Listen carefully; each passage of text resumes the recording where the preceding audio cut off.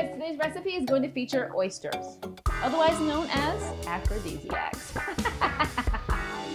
Let's go.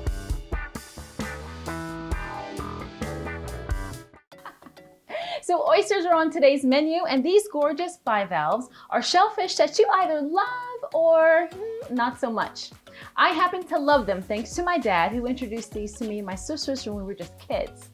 Now only he prefers them cooked, mostly fried, but I love them any way possible, especially raw. So today I'm going to show you two different recipes, one raw and one cooked. And they're using very similar ingredients. It doesn't get any simpler than this. Let's get started.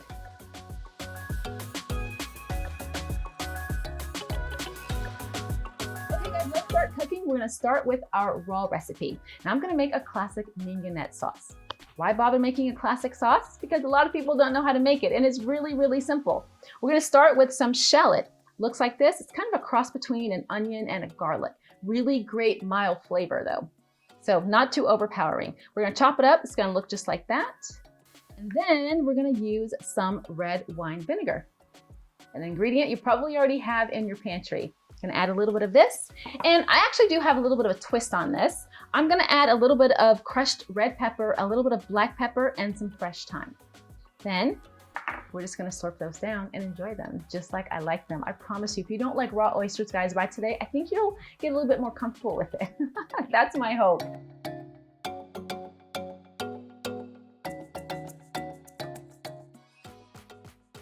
The oysters that you'll find in your market will likely be cultivated or farmed, and they're likely put into two buckets, Eastern or Western. But there's so much more to know about oysters. From different regions, they have different and distinct characteristics. I have both Western and Eastern oysters today. Now, the Western oysters are called Pacific plums from Washington State. They have a sweet and salty finish, and I'll use these for our raw recipe. These chintuks are from Maryland and known for their brininess. We'll cook these.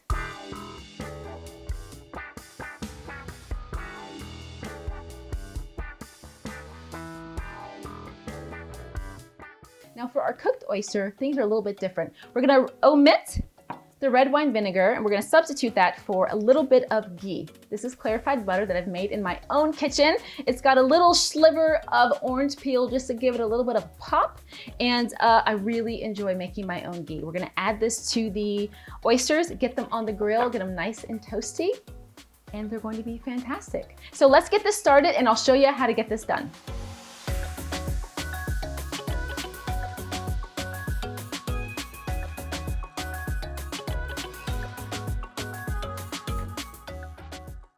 Okay, let's get our oysters opened. You're gonna need two basic tools for this. First is gonna be an oyster knife. I use a thick bladed knife because I feel most comfortable with this, but you can also use a thinner knife. I also use this blade because I like to use the back hinge of the oyster to open. It all depends on what your preference is. So let's start with our first ones. Let's start with these Pacific plums. I'm gonna get one of these in my cloth. You can either hold it in your hand or you can put it on a table. I like to hold it in my hand because I feel like I have more control over it and it doesn't move around. So if I do this, I'm gonna find this little spot here in the back that has kind of an opening. I'm gonna go in, and you guys, this is more of an art than a science because every oyster, although they're pretty much built the same, some of them open easier than others. So be nice to yourself if you do that for the first time. There we go. So I've got the hinge open, and what I want to do is sever the top, just like this. And be gentle with this because there's a really delicious amount of what's called liquor in these. And it's one of the best parts. I'll put that here. And I'll show you, we need to clean up the edges, just like that. Then we're gonna cut the muscle at the bottom and then flip this. Because when you flip it, you get to see the beautiful side of the oyster. Bah, there we go. So this is our first open oyster. You know what? I'm gonna do a little bit of quality control here. Make sure this batch is good. Excuse me for a second.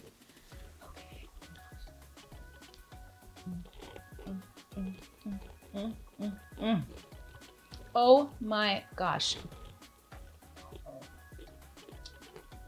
That's fantastic. Thank you, oyster cultivators around the globe. These oysters are fantastic. You guys, I get a lot of questions about something called slimy oysters. That's actually a lot of people's first experience with them, and that's unfortunate, and I'm really sorry about that. But your oysters should not be slimy. Your oysters should look delicious, just like this. If you had a slimy oyster, chances are a couple things. You had an old, bad oyster, and whoever served them to you didn't know what they were doing. So just ask them for forgiveness and move on. The other option is you had oysters that were in a jar.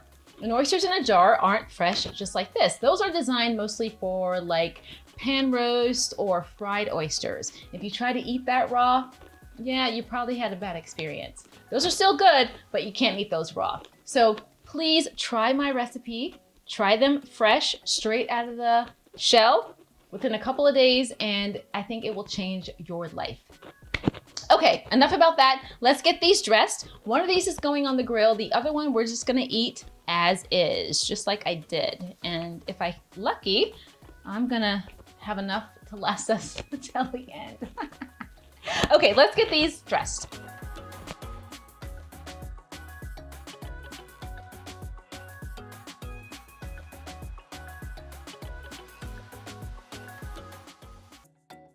All right, let's get this mignonette sauce started. Add 3 heaping tablespoons of chopped shallot to a container, along with about a cup of red wine vinegar, a few fresh cracks of black pepper, and we're ready to go. Recipe number 1, complete. For our cooked oyster, we're gonna add a little bit of shallot, a little bit of the red pepper flake mix, and some ghee. I'll let these cook on a crackling barbecue for about 4 minutes before removing them.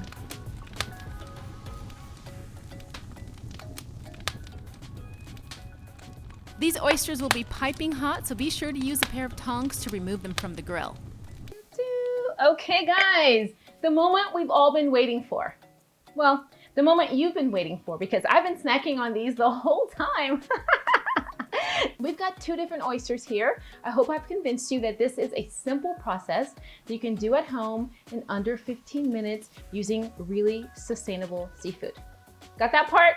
Okay, so let's taste these. I'm gonna go for the cooked oyster because it's warm and toasty and I don't want it to get cold. Let's get in here.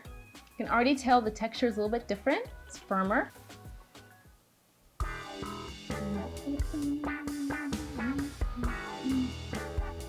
Oh gosh, that is fantastic. It's fantastic. It's even better than the other 10 that I've already eaten.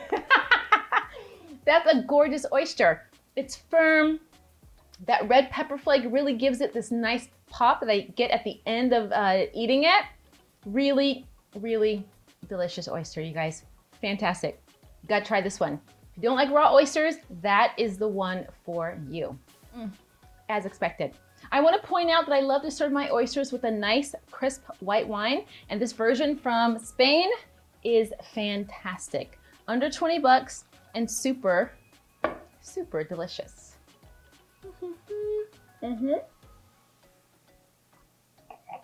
Oh yeah. This next version, we talked about this. This is the raw oyster in a mignonette sauce. Really simple sauce, classic. Looks good. I can't wait to get in here. All right.